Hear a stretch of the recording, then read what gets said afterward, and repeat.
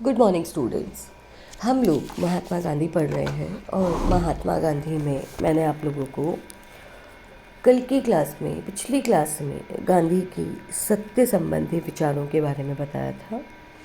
महात्मा गांधी का मानना है कि सत्य ही ईश्वर है और ईश्वर ही सत्य है।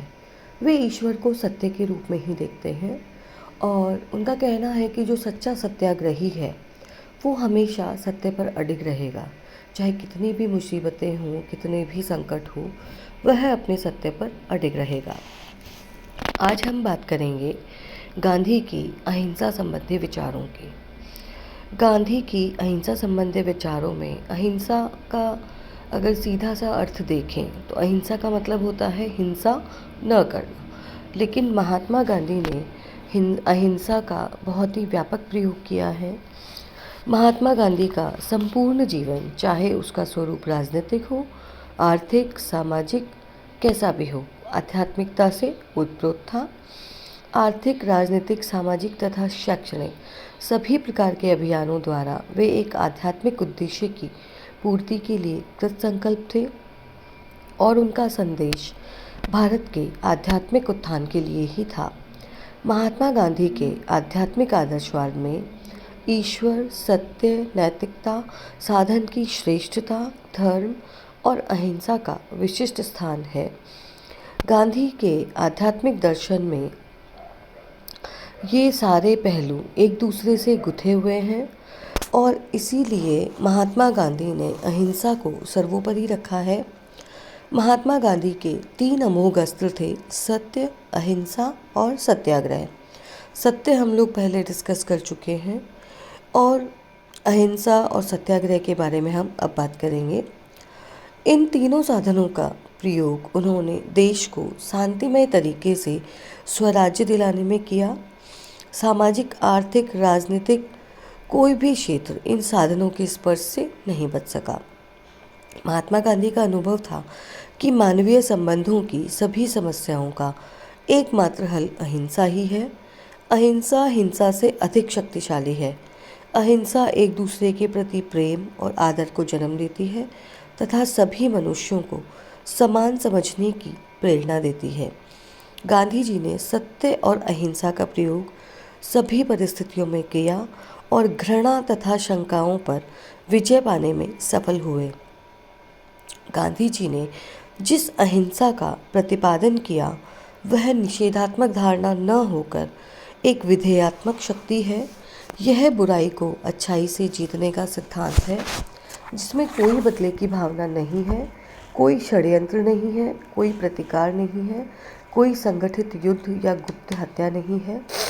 गांधी जी का कहना था कि सत्य रूपी साध्य की खोज का नैतिक होना अनिवार्य है और यह खोज हम अहिंसा रूपी साधन द्वारा ही कर सकते हैं।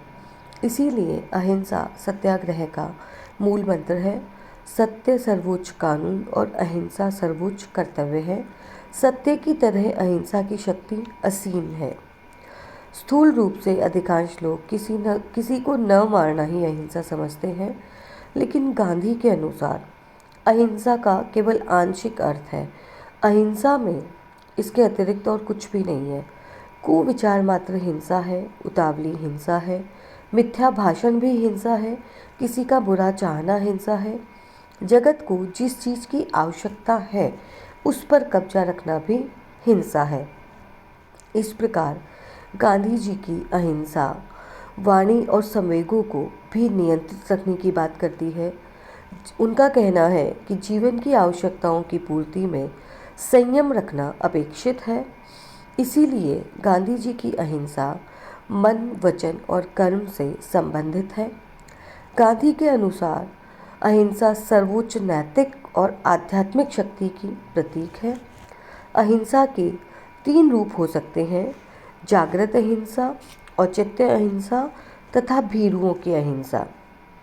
जागृत अहिंसा वह है जो व्यक्ति में अंतरात्मा की पुकार पर स्वाभाविक रूप से जन्म लेती है। इसे व्यक्ति अपने आंतरिक विचारों की उत्कृष्टता अथवा नैतिकता के कारण स्वीकार करता है और इस प्रकार की अहिंसा में असंभव को भी संभव में बदल देने की अपार शक्ति निहित होती है। औचित्य अहिंसा वह अहिंसा है जो जीवन के किसी क्षेत्र में विशेष आवश्यकता पड़ने पर औचित्यानुसार एक नीति के रूप में अपनाई जाए। लेकिन यह अहिंसा दुर्बल व्यक्तियों की है, लेकिन यदि इसका पालन ईमानदारी और दृढ़ता से किया जाए तो यह काफ़ी शक्तिशाली और लाभदायक सिद्ध हो सकती है। भीरुओं की अहिंसा डरपोक और कायरों की अहिंसा है, निष्क्रिय अहिंसा है। कायरता और अहिंसा पानी तथा आग की भांति एक साथ नहीं रह सकते। गांधी जी ने कायरता को हिंसा से भी बुरा मानते हुए कहा कि यदि मुझे दोनों में से एक को चुनना हुआ तो मैं निश्चित ही हिंसा को चुनूंगा। गांधी की अहिंसा की धारणा इतनी व्यापक है कि कोई हिंसा भी उसका सहारा लिए बिना खड़ी नहीं हो सकती। हिंसा तो अहिंसा का एक विकृत और स्थानच्युत रूप मात्र है।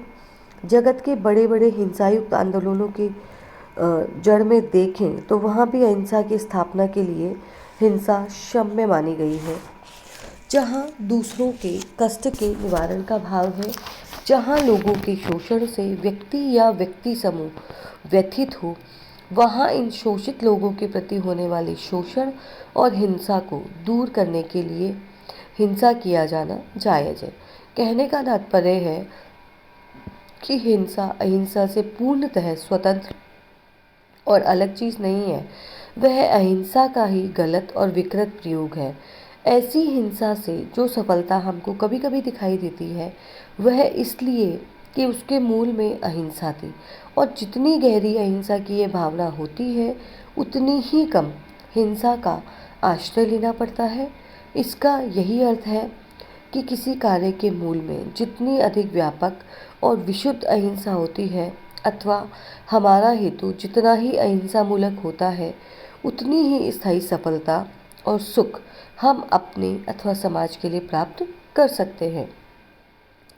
इस प्रकार महात्मा गांधी के अनुसार अहिंसा केवल एक दर्शन नहीं है बल्कि कार्य करने की एक पद्धति है, हृदय परिवर्तन का साधन है। उन्होंने अहिंसा को वैयक्तिक आचरण तक सीमित नहीं रखा बल्कि मानव जीवन की प्रत्येक परिस्थिति में लागू किया। गांधी की अहिंसा पारलौकिक शांति या मोक्ष प्राप्ति का साधन नहीं है बल्कि सामाजिक शांति, राजनीतिक व्यवस्था, धार्मिक समन्वय और पारिवारिक निर्माण का भी साधन है। यह मानव हृदय की दिव्य ज्योति है। गांधी जी बार बार कहते हैं कि मानव हृदय की दिव्य ज्योति राख से ढक तो सकती है किंतु कभी बुझती नहीं, और मार काट के बीच भी अहिंसा का नियम काम करता रहता है। अहिंसा बहुत शक्तिशाली है। अहिंसा में हिंसा से ज़्यादा शक्ति है। अहिंसा ऐसे बड़े बड़े काम करवा सकती है जो हम हिंसा के माध्यम से नहीं करवा सकते।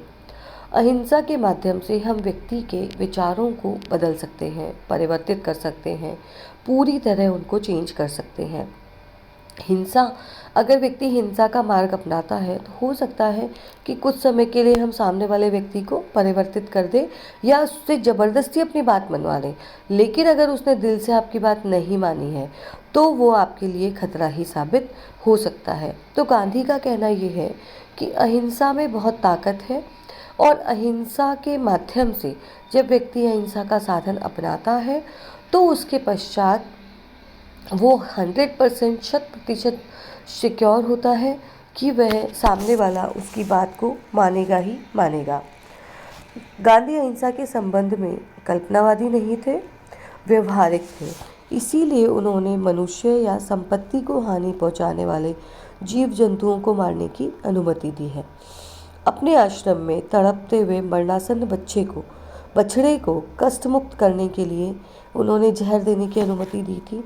यहाँ हिंसा अवश्य हुई, लेकिन उसके पीछे असीम दया और परदुख कातरता का भाव निहित था। हिंसक जीव जंतुओं के संबंध में गांधी जी हत्या की अनुमति देते अवश्य हैं, लेकिन ऐसा लगता है कि उनके हृदय का यह भाव था कि यदि मनुष्य अहिंसा का पालन यथोचित रीति से करे तो हिंसक जीव भी मनुष्य को हानि नहीं पहुंचाएंगे। गांधी जी की अहिंसा संबंधी मान्यता प्रगतिशील थी और कुछ परिस्थितियों में हत्या को वे हिंसा नहीं मानते थे। गांधी जी की अहिंसा किसी अकर्मण्य का दर्शन नहीं है, यह कर्मठता और गतिशीलता का दर्शन है। यह अन्यायी के लिए चुनौती है और इस प्रकार गांधी अहिंसा को एक अमोघ अस्त्र के रूप में प्रयोग करते हैं। गांधी जी के संपूर्ण विचार सत्य, अहिंसा और सत्याग्रह पर आधारित है। सत्य, अहिंसा और सत्याग्रह की बात करते हुए गांधी ने भारत को आज़ादी दिलाने का प्रयास भी किया। गांधी का सत्याग्रह का दर्शन सत्य के सर्वोच्च आदर्श से उत्पन्न हुआ है और उनका सत्याग्रह एक आदर्श है, कर्मयोग का एक व्यवहारिक दर्शन है और एक क्रियाशील अवधारणा है। सब प्रकार के अन्याय, उत्पीड़न और शोषण के विरुद्ध विशुद्ध आत्मबल का प्रयोग ही सत्याग्रह होता है। कहने का तात्पर्य यह है कि सत्याग्रह मनुष्य का जन्मसिद्ध अधिकार है। यह पवित्र अधिकार ही नहीं अपितु पवित्र कर्तव्य भी है। यदि सरकार जनता का प्रतिनिधित्व नहीं करती और बेईमानी तथा आतंकवाद का समर्थन करती है तो उसकी अवज्ञा करना आवश्यक हो जाता है, पर जो अपने अधिकारों की रक्षा करना चाहता है उस पर सब प्रकार के कष्ट सहने के लिए तैयार रहना चाहिए। जहाँ कहीं कभी भी अन्याय और असत्य का सामना करना पड़े वहीं सत्याग्रह का प्रयोग किया जा सकता है और सत्याग्रह हर परिस्थिति में अहिंसक होता है। इसमें शुद्धतम आत्मबल का ही प्रयोग किया जाता है। गांधी जी कहते थे कि अहिंसा की वर्णमाला परिवार की पाठशाला में सीखी जाती है और फिर उसका प्रयोग राष्ट्रीय तथा अंतर्राष्ट्रीय स्तरों पर भी किया जा सकता है। गांधी का कहना था कि सत्याग्रह एकमात्र अस्त्र है जिसमें बुराई और अन्याय का प्रतिरोध संभव है। यह एक साफ सुथरा, अहानिकारक और फिर भी अत्यधिक प्रभावशाली अस्त्र है। यह अन्याय और बुराई के प्रतिकार का अस्त्र है, बल्कि एक जीवन पद्धति भी है। जीवन की अनेकता में जो एकता होती है, सत्याग्रह उसमें संपूर्ण आस्था रखता है। सामाजिक जीवन में भी सत्याग्रह की बहुत महत्वपूर्ण भूमिका है। सामाजिक कुरीतियों के निराकरण में सत्याग्रह सर्वाधिक प्रभावशाली अस्त्र है। सत्याग्रह एक आध्यात्मिक तरीका है जिसमें अपने अत्याचारियों के विरुद्ध कोई द्वेष भाव न रखते हुए अपनी अंतरात्मा की आवाज़ का अनुसरण किया जाता है और किसी भी परिस्थिति में सत्य के प्रतिपादन से पीछे नहीं हटा जाता। यदि सत्याग्रही की संघर्ष में मृत्यु भी हो जाए तो भी उसका अंत नहीं होता, बल्कि विरोधी को सत्य के दर्शन कराने के लिए कभी कभी सत्याग्रही का मरना भी आवश्यक हो जाता है। गांधी जी का कहना था कि सत्याग्रही विचार और व्यवहार के विभेद से बचते हुए आत्मानुशासन तथा लोकानुशासन से बंधा रहता है। जनता जनार्दन की सेवा का आजीवन व्रत लेना सत्याग्रही का श्रेष्ठ संकल्प होता है और सत्याग्रह का उद्देश्य विरोध का अंत करना है, न कि विरोधी का। और इस आदर्श की पूर्ति तभी संभव है जब व्यक्ति पूर्ण अहिंसा के मार्ग पर चले। यदि व्यक्तिगत जीवन में वह सत्याग्रहवादी और अहिंसावादी नहीं है तो सार्वजनिक विषयों में वह अहिंसावादी नहीं बन सकता। सत्याग्रह के सार्वजनिक प्रयोग से पहले यह ज़रूरी है कि व्यक्ति अपने हृदय को टटोल कर देख ले और उस पर विजय प्राप्त कर ले। आंतरिक चरित्र के प्रभाव में सत्याग्रही प्रभावहीन रहेगा। सत्याग्रह स्वाश्रित है। इसके प्रयोग करने से पूर्व विरोधी की अनुमति आवश्यक नहीं होती है, बल्कि जब विरोधी प्रतिरोध करता है तो यह बहुत अधिक प्रकाशमान होता है। सत्याग्रही अपने विरोधी के सम्मुख अपना आध्यात्मिक व्यक्तित्व स्थापित करता है और उसके हृदय में यह भावना जगा देता है कि अपने व्यक्तित्व को हानि पहुंचाए बिना उसे हानि नहीं पहुंच सके। इस प्रकार सत्याग्रह के कार्य का अंतिम विश्लेषण आत्मानुभूति और सहयोग की कला द्वारा आगे बढ़ाना है। सत्याग्रह को बहुत अच्छी तरह से समझने के लिए सत्याग्रह और निष्क्रिय प्रतिरोध में अंतर समझ लेना आवश्यक है। निष्क्रिय प्रतिरोध कामचलाऊ राजनीतिक शस्त्र है, जबकि सत्याग्रह नैतिक अस्त्र है जिसका आधार है शरीर शक्ति की अपेक्षा आत्मशक्ति की श्रेष्ठता। निष्क्रिय प्रतिरोध दुर्बल का शस्त्र है, जबकि सत्याग्रह का प्रयोग वे ही कर सकते हैं जो वीर हैं और जिन्हें बिना मारे मरने का साहस है। निष्क्रिय प्रतिरोध में उद्देश्य होता है कि प्रतिपक्ष को इतना परेशान करे कि वह हार मान ले, जबकि सत्याग्रह का उद्देश्य है प्रेम और धैर्यपूर्वक कष्ट सहन करके विरोधी का हृदय परिवर्तन करना और उसकी भूल सुधारना। निष्क्रिय प्रतिरोधी के लिए प्रेम की गुंजाइश नहीं है, जबकि सत्याग्रह में घृणा, दुर्भावना आदि के लिए कोई स्थान नहीं है। इस प्रकार सत्याग्रह गत्यात्मक है और निष्क्रिय प्रतिरोध स्थित्यात्मक है। निष्क्रिय प्रतिरोध में हिंसा से सामान्य रूप से दूर रहा जाता है, क्योंकि दुर्बल व्यक्ति हिंसा का प्रयोग नहीं कर सकता।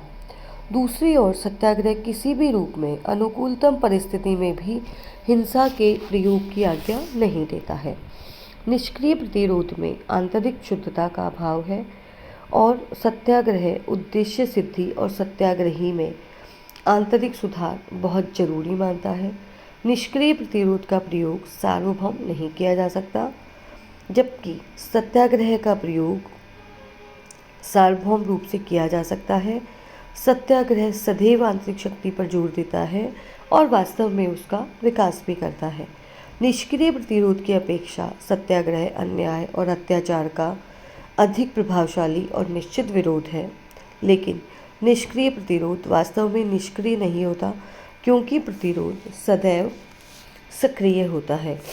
इस प्रकार सत्याग्रह निष्क्रिय प्रतिरोध से कहीं ज़्यादा प्रभावी अस्त्र है और सत्याग्रही जो है वह सत्याग्रही का मतलब सत्याग्रह जो सत्य पर अडिग है, किसी सत्य अपनी मांग को मनवाने के लिए सत्याग्रह का प्रयोग कर रहा है, तो सत्याग्रही का कर्तव्य हो जाता है कि वह पहले अन्यायी को समझाए बुझाए।